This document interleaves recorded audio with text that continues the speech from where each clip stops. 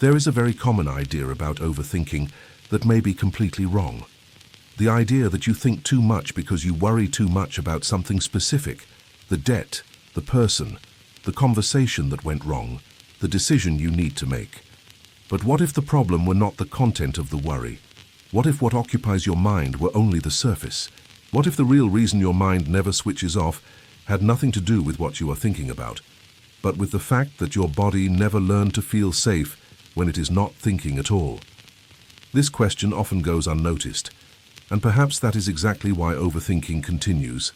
In this video, we will access these layers of the human mind and understand why you are always in alert mode. And understanding this completely changes the way you try to deal with your own mind.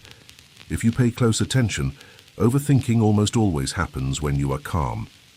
It appears when you lie down in bed and the day is over, when the phone falls silent, when there are no more external stimuli to distract you from yourself. That is when the mind steps in, as if silence were a space too dangerous to be alone with. Maybe you call it anxiety, maybe excessive worry. But there is something strange about all of this. If the problem were only the worry, solving the problem would be enough for the mind to rest. But that is not what happens. Even when everything seems under control, your mind keeps running as if something was still wrong. You know when you check your phone to see if a new message has arrived, even though you checked less than a minute ago, and then you check again almost automatically, before the screen has even gone dark from the last touch. Or when you reread a message several times before sending it, trying to predict how the other person will interpret every word. Or when you are watching something simple but realize you absorbed nothing because your mind was rehearsing dialogues, replaying old scenes, or imagining scenarios that may never happen. These are the small signs, not obvious, but constant, as if something inside you were always on standby. There is no resolution in these movements, only repetition, the feeling of thinking a lot without ever moving forward. At first glance, this looks like a desire to control the world. It sounds like someone trying to avoid being caught off guard. It sounds like vigilance, as if lowering your guard were a risk, as if relaxing were a mistake. And perhaps at some point in your history it really was. Maybe you notice it in your body before you notice it in your mind. Shallow breathing, a clenched jaw, the difficulty of truly letting your body sink into rest when you lie down. It was while trying to understand exactly this kind of behavior that Gabor Maté, a Hungarian-Canadian physician and psychologist, began studying the relationship between trauma, stress, and repetitive mental patterns. Maté was not interested only in major traumatic events, but in something much quieter, the effect of growing up in emotionally unstable environments. Environments where a child learns early on that feeling too much is dangerous, that depending on others is risky, that making mistakes can cost love or safety. From these observations, he began using a specific term to describe this constant internal state: hypervigilance. Hypervigilance is not being overly alert because you want to be. It is being overly alert because your nervous system learned that not being alert comes at a cost. In this state, the body never truly rests. Even when nothing is happening, something inside you is still waiting for something to happen. And in this scenario, the mind takes on a fundamental role. It becomes a kind of bodyguard. It thinks, analyzes, anticipates, projects, because thinking feels safer than feeling. Thinking gives the illusion of control. Feeling at some point in the past meant too much vulnerability. So you think. You imagine conversations before they happen. You replay conversations after they are over. You prepare for unlikely but emotionally familiar scenarios, not because you enjoy it, but because deep down there is a quiet belief that if you stop, something bad will catch you off guard. Maté realized that for many people, overthinking is not a cognitive flaw. It is an adaptation, an intelligent response to an environment that was never predictable enough to allow rest. What is most curious is that when everything seems fine, overthinking often gets worse. When the day is calm, when there are no immediate crises, when you could finally relax. That is precisely when the mind accelerates. This happens because for a nervous system accustomed to chaos, calm is not a sign of safety. It is a warning signal. In the past, many times, It was exactly when everything seemed peaceful that something went wrong. So the body learns to distrust silence. Overthinking, in this sense, is not a mistake. It is emotional memory in action. But this was not the only way of looking at this internal state. Decades earlier, a Swiss psychiatrist named Carl Gustav Jung was asking a similar question, although from a different place. Jung did not speak of the nervous system the way we do today. He spoke of the psyche, of the unconscious, of parts of the self that never found space to exist. Jung observed that when emotions, desires, and needs are repressed for too long, they do not disappear. They shift.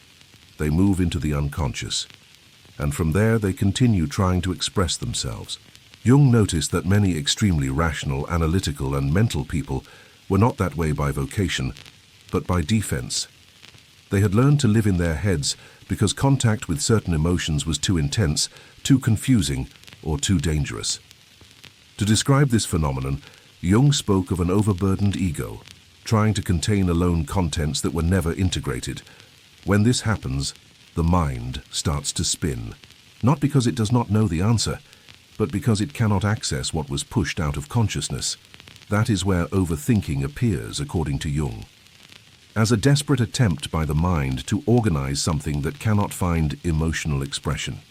Anxiety in this case is not the problem itself, it is the messenger. Repetitive thoughts arise when something inside you wants to be acknowledged but cannot find language. When emotions are not felt, they return in the form of thought. When feeling is blocked, thinking goes into a loop. The mind screams when the soul has been silenced for too long. Jung pointed out something important. Thinking too much is not always a sign of excess reason.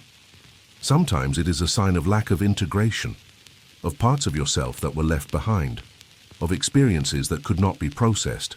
The ego, trying to keep everything under control, becomes exhausted. And mental exhaustion shows up as repetition, constant doubt, and the inability to rest. If you recognize yourself in this, it is not because something is wrong with you. It is because this once made sense at some point in your history. When we place Maté and Jung side by side, something interesting emerges. They speak different languages, but they describe the same internal state.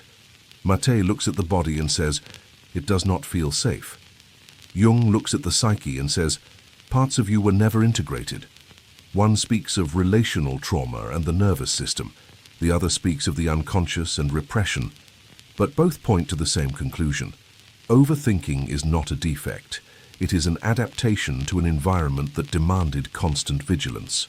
This completely changes how we see the problem, because if overthinking were merely a bad habit, discipline would be enough to fix it. But if it is a learned response to insecurity, fighting it only reinforces the idea that something is wrong. Thinking this way does not organize life. It only keeps the mind circling around the fear of making mistakes. The mind does not rest where the past is still awake. And as long as the body and psyche continue living as if something could go wrong at any moment, the thinking will not stop. This is where overwhelm enters the picture, not as a result of thinking too much, but of never being able to stop thinking. The exhaustion does not come from the number of thoughts. It comes from the absence of inner rest. True rest requires safety, and safety cannot be commanded. It is built, slowly, in the body, through experience, through the possibility of existing without being on alert. And perhaps the hardest point to accept is this: your mind is not trying to sabotage you. It is trying to protect you, perhaps in an outdated way, perhaps in an exaggerated one.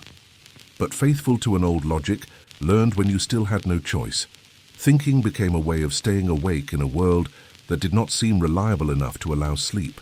If there is a possible path within the views of Gabor Maté and Carl Jung, it does not involve forcing the mind to be silent, but changing what keeps it on alert.